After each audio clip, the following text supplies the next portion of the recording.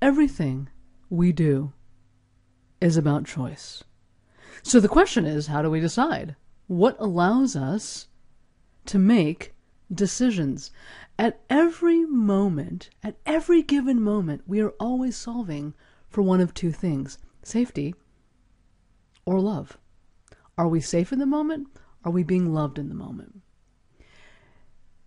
Every moment is an opportunity to make a decision or to choose to focus our attention elsewhere if the experience that we're having isn't exactly what we want. And if it isn't exactly what we want, why is that? Why are we not having the experience that we want? Might it be because the equation that we're running is, I'm right? If we ask ourselves, am I right, or am I in relationship with this person or with this situation? Then we have an opportunity to shift our attention and begin to have the experience that we want. So let's take a step back for a moment and remember this slide. This slide represents the triune brain. So we have three brains, right? We have the reptilian brain, which is at the base of the base of the head, and then we have the mammalian brain, which is really our limbic brain. We talk a lot about that in the psychology, the psyche track. And then we have the prefrontal cortex, the human brain, where we make all of our rational decisions and analysis. So let's look at how and where the brain makes decisions so that you can have more time, so that you can begin to have more space in your decision-making process and have the experiences that feel better to you. So this is a picture of me, and I split my face in half to kind of show you how we access data, right? So the right side of our face is basically creating experiences, right? We're constructing images and or other things here, auditory, kinesthetic as well. And this is where we go to project manage, to innovate, to strategize, right? To bake, to cook. So whenever we have to create something, typically we go to the right side of our experience and we access data that way. So when we look up to the right, we're creating a vision or a visual or an image. If we look to the right but at a horizontal axis, then we're listening for something. A great example of this actually is George W. Bush.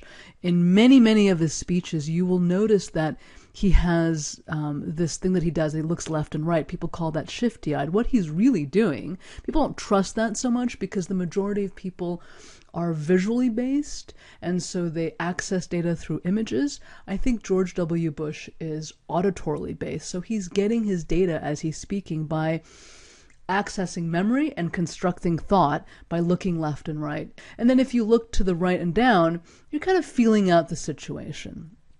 The left side is about memory, right? So if I ask you to remember the color of your bicycle when you were 8 years old or whatever, a younger version, right now you might actually glance to the left and then hold that glance, and then you'll notice, oh, wow, I'm really looking up and left. Maybe, I don't know. But if you look up and left, that's remembered imagery. If you are on a horizontal axis, that's auditory. And then if you want to do some self-talk, you're actually looking down and to the left. I find myself doing that a lot, actually. I access to the left quite a bit, and I actually turn my head. So I have been told that that's frustrating for people in meetings with me because they don't think I'm paying attention. So this is just good information to have when you're engaging with someone, whether it's business or your relationship, your romantic relationship, friendships. How is this person coming across? And to, step out of being right? Maybe this person is being disrespectful or not paying attention to me, and being in relationship. Oh, I wonder what's going on for this person, kind of a thing. We call this VAKOG, which stands for visual, auditory, kinesthetic, olfactory, and gustatory, right? So these are the 5 senses we as human beings claim to have. I personally think that we have way more than that, but this is what's been scientifically proven and accepted. When we access all of this data by looking left, right, up, down, we create thoughts, right? They come from our beliefs. So when we have a belief that's running, we go get the thought wherever it's located in our data bank. We have that thought. That thought then releases an emotion, may not be good, may be awesome, and then it creates the experience that we're having, right? And the whole point of doing this work together is to create more capaciousness around self-regulation and self-talk so that we have more time within an experience to address, to decide how we're going to react, rather than allow our reptilian brain to have us be reactionary. The decision-making process is found in something called the lateral frontal pole in our brain, in our neocortex, if you will.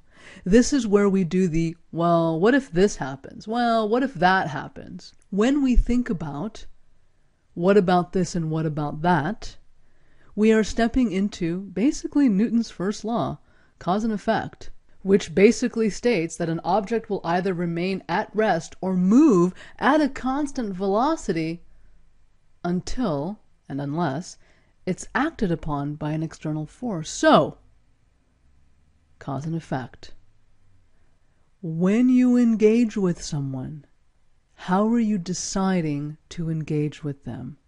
If somebody grabs something out of your hand and you're surprised, what's your reaction? Your reaction might be to yell at them or say, hey! What we want to do is step out of being right. Being right is, hey, I feel violated. Hey, that was uncool. Why'd you do that? That was wrong of you to do. I felt disrespected. And stepping into being in relationship. Being in relationship would be, hey, what's going on with you? Why did you just do that just now? Are you feeling irritated? Are you feeling impatient? Are you feeling frustrated? That creates the space to invite connection. We are always given an opportunity in every moment to step into being in relationship with those around us, the world around us, and most importantly, ourselves.